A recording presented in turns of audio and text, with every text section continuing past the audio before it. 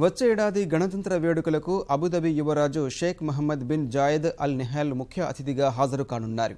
భారత విదేశాంగ శాఖ అధికార ప్రతినిధి వికాస్ స్వరూప్ ఈ విషయాన్ని ట్విట్టర్ ద్వారా వెల్లడించారు. గణతంత్ర వేడుకలకు వచ్చేందుకు సంసిద్ధత వ్యక్తం చేస్తూ ప్రధాని మోదీకి లేఖ రాసిన మహమ్మద్ బిన్ జాయద్ ఆహ్వానానికి ధన్యవాదాలు తెలిపారు. భారత్ అబుదాబి మధ్య ఉన్న చారిత్రక బంధాన్ని గుర్తు చేసిన ఆయన ఇటీవల కాలంలో వ్యూహాత్మక భాగస్వామ్యం మరింత పెరిగిందన్నారు.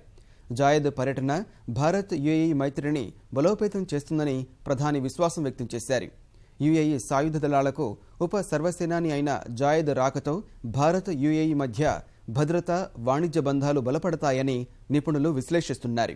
ఉరి ఉగ్రదాడి నేపథ్యంలో దాయాది దేశాన్ని దౌత్యపరంగా ఏకాకిని చేసేందుకు భారత్ ప్రయత్నిస్తున్న వేళ పాకిస్తాన్ను సన్నిహిత దేశమైన యుఏఈతో మోదీ సర్కారు సరికొత్త స్నేహగీతం ఆలపించడం ప్రాధాన్యం సంతరించుకుంది.